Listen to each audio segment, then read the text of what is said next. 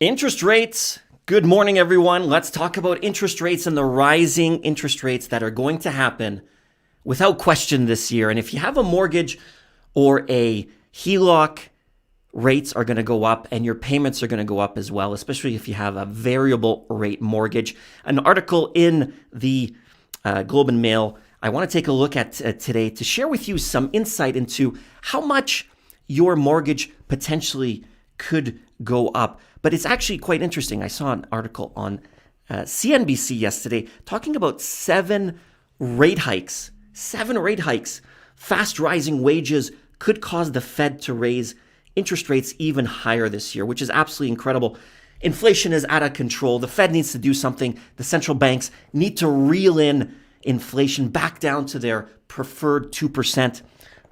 Let's take a look here and see what's going on, because this is actually quite fascinating. So let's scroll down here. This is what a rate hike will cost homeowners. So let's take a look here. The most affected will be variable rate mortgages. Obviously, if you took a variable rate mortgage, you're going to be doing pretty well right now. But with these rate increases, you're going to start seeing the monthly payments with every rate increase. And I really do think that one of these rate hikes is going to be a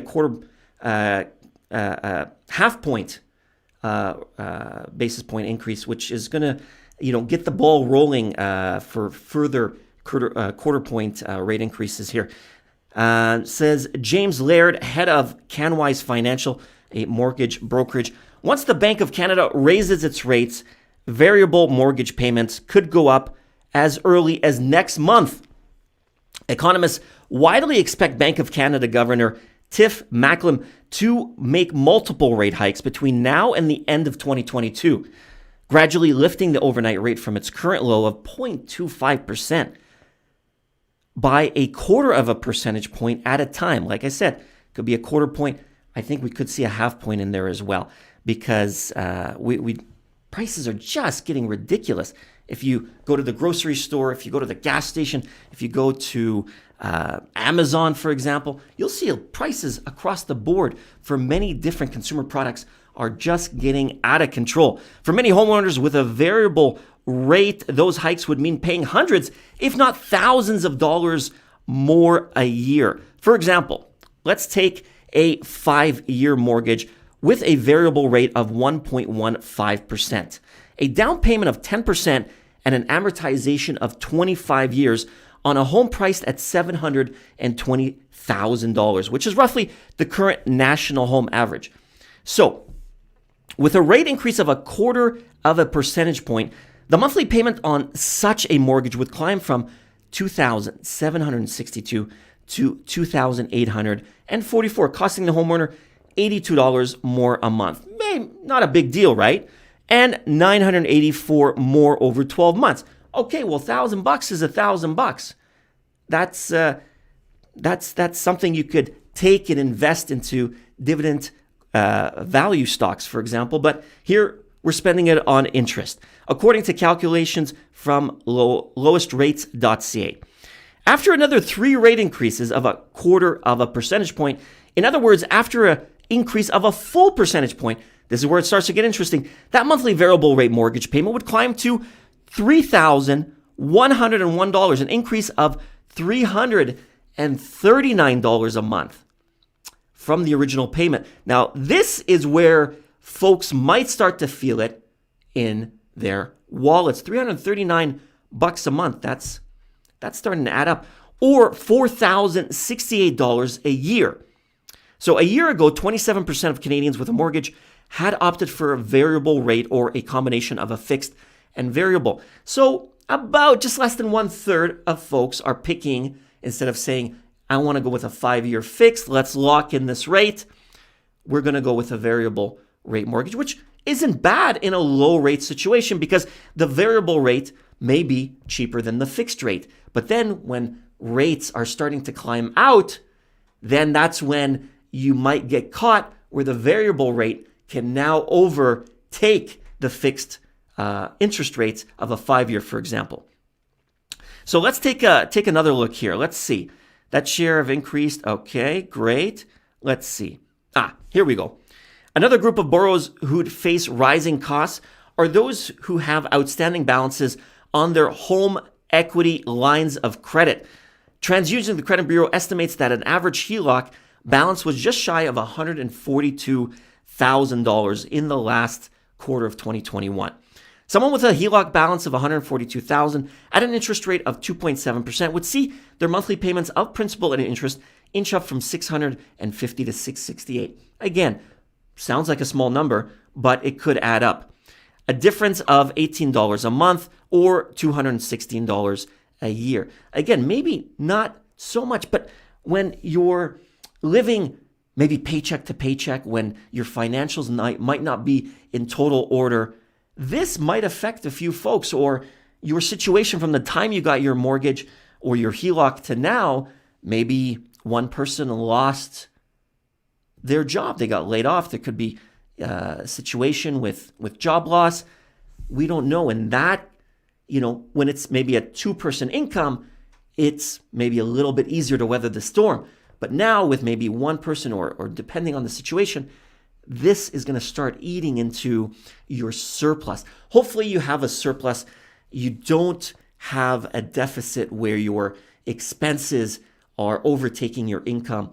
If you want to get wealthy, you definitely need that surplus, because that surplus is key for you to taking that extra money and putting it into assets, things that are going to grow without you having to work for them, such as stocks, crypto, again, real estate, buying an investment property, buying a single family detached home, a duplex, for example, or a single family home with a basement, a legal basement that you can rent out as well. I know folks that have done that, rent out the top, rent out the bottom, and the top is paying their mortgage, and the folks in the basement are giving them that extra free cash flow, extra income a month. They can take that and then reinvest that, and that's extra pie there as well. So here we go. Still, several factors might soften the short-term financial blow of rising rates, even on borrowers with a variable rate mortgage. For one, not all variable rate mortgage holders will feel the pinch of higher rates right away. Many of her clients have variable rate mortgages that keep payments steady up to a certain threshold. Even as the interest rates move up, instead, borrowers will see their amortization period extended in response to higher rates, meaning it will take longer to pay off the loan. And we want to shorten that loan period as long as possible. We don't want to keep paying interest. Why are we making the banks rich? We want to get rich. So we want to pay off these loans as quick as possible. Debt is not to be used as a forever thing. You don't want to always be in debt. Why are you always paying an interest? You want to get out of that interest. You want to take that extra equity. You want to maybe buy a bigger property. You want to take that surplus. You want to throw it on more assets. So then those assets can buy your liabilities. Let's talk about HELOCs for a sec, or home equity lines of credit, home loans, equity loans. You see a lot of commercials for them. Hey, if you own your home, you're automatically approved. Listen, you bought the house to take the advantage of land prices rising. Obviously, the land cost is rising over time. Land is very scarce in our physical world, and that's what is appreciating. Oftentimes, not even what's on top of the land, it's the land itself. So you bought the home with the land appreciating, and that appreciation, if you're living in it, it could be a liability for you because there's no money coming in. You're not renting it out, for example. Buying it as an investment property to rent it out. You're buying to live in it. So the only way of making money from that purchase of that home is to wait out 5, 10, 15, 20 years for land prices to go up and for that value of the house to appreciate, to build up that equity. Now, if you're going to take that equity now, and you can go and get these home equity loans or HELOCs, where it's a one-time or revolving loan that you can get. The one thing I challenge you not to do is to take that money and to waste it. Because, like I said, you have bought the property for the fact that it's rising in land price and giving you some equity. Don't take that equity now and start paying interest to then take that equity and throw it on liabilities where you're not going to see a return of investment, a return of assets. What you are going to be doing at that point is paying interest on a mortgage. Now you've wiped out that equity. You've now taken that equity, you've blown it on a liability, so that money is gone. And now you're paying interest not only on the initial mortgage that you're paying, but also on that second loan that you're taking out. So you're getting beat up from both sides and you're paying interest across the board. If you're going to take a home equity line out, yes, you could take it for debt consolidation, for home renovations, maybe something that will help you to save interest as opposed to paying 20%. You could pay a couple percentage points on the home equity line to reduce the amount of interest that you're paying so you can pay off that consumer debt much quicker. And then home renovation, it could hopefully, not always, hopefully increase the value of your home and allowing you to then sell your home for a much bigger profit. Again, take that home equity loan and use it for assets, not liabilities. So, and to wrap up here, and Canada's mortgage stress test rules will help mute the impact of climbing rates. That's because the test ensures borrowers' finances are vetted against rates that are significantly higher than the actual market rates offered by lenders. Let's talk about this for a sec, because this is absolutely crucial towards, and this is amazing, and this is a must. Back when I was looking at mortgages back in the pre 08 collapse, there was a time when it was so easy to get a mortgage here in Canada. Oftentimes, you didn't even need a down payment. Things obviously changed. And with the stress test as well, the minimum qualifying rate of this stress test is based on either the benchmark rate of 5.52% or the rate offered by your lender plus 2%, whichever is higher. So, for example, if your lender offers a rate of 2.99% for your mortgage, you'll have to use the 5.25% qualifying rate in your stress test. So can you handle 5.25% of a interest rate? Can you handle that? And if so, great. You're now more qualified for the mortgage. But if your lender offers a rate of 3.49%, you'll have to qualify using a rate of 5.49%.